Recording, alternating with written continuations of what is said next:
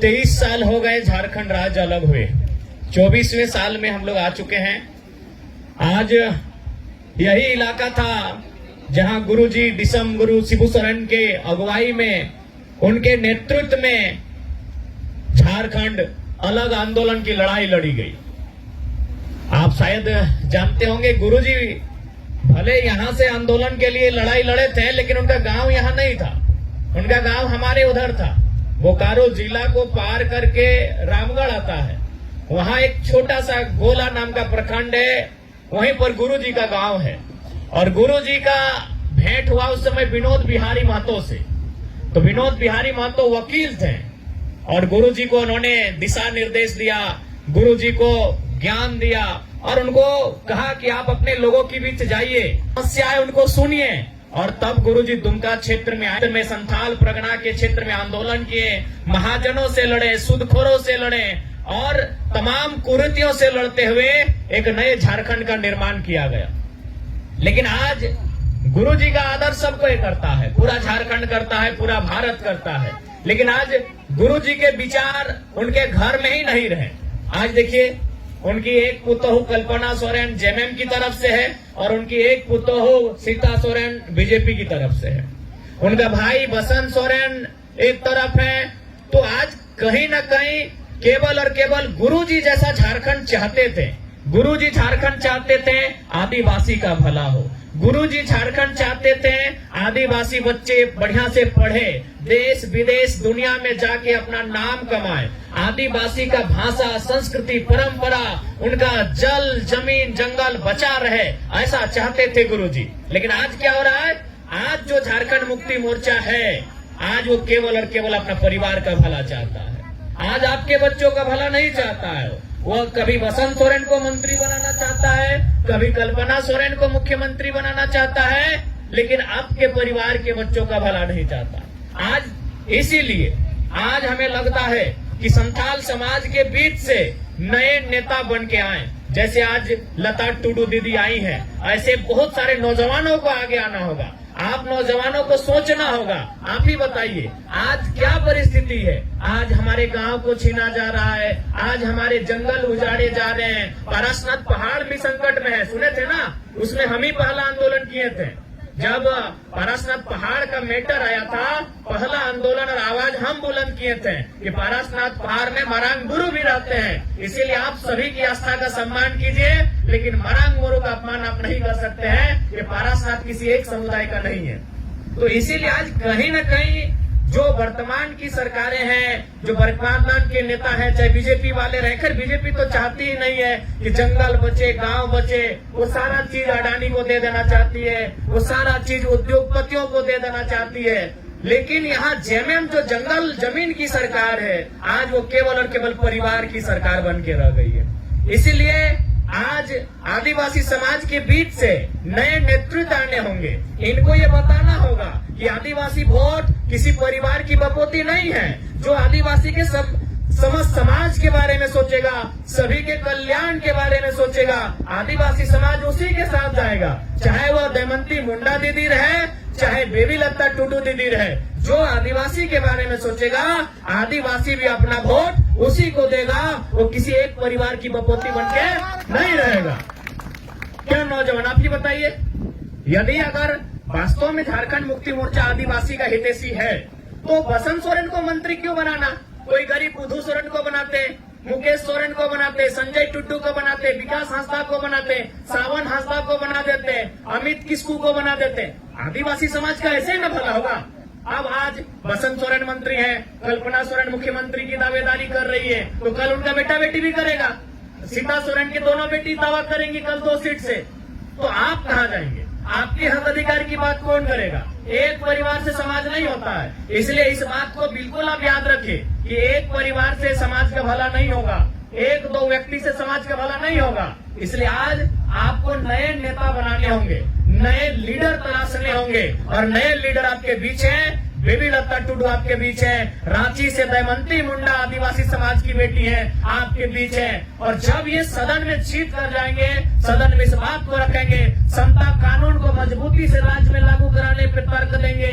हमारा जो पेशा कानून है उसे मजबूत किया जाएगा। झारखंड को बचाने के लिए जो भी कानून होंगे, चाहे अनुसूची 5 को मजबूती से प्रभावी रूप से लागू करना या इस राज्य को अनुसूची 6 की ओर लेकर जाना, इन बातों को वहां रखा जाएगा। सरना कोड की जो मांग सदियों से चली आ रही है, दशकों से चली आ रही है, उस कोड की मांग को रखना। तो इसलिए आज हमें ऐसे लीडर की आवश्यकता है जो वहां जाए। आज देखिए, आज पूरा सिस्टम एक परिवार के इर्द गिर्द, उनका जमीन बोकारो में, उनका जमीन दुमका में, उनका जमीन गिरिडीह में, उनका जमीन रांची में, जबकि आदिवासियों के जमीन को बचाने के लिए जो नियम बने हैं सीएनटी कानून, वो क्या कहता है कि आदिवासी का जमीन आदिवासी ही खरीदेगा, लेकिन थाना के अंदर। अब बताइए, मुख्यमंत्री घाघरे गोला रामगढ़ जमीन बोकारो में भी खरीद रहे हैं, दुमका में भी खरीद रहे हैं, तो बताइए अगर एक ही आदमी सारा आदिवासी का जमीन खरीद लेगा तो बताइए भला होगा?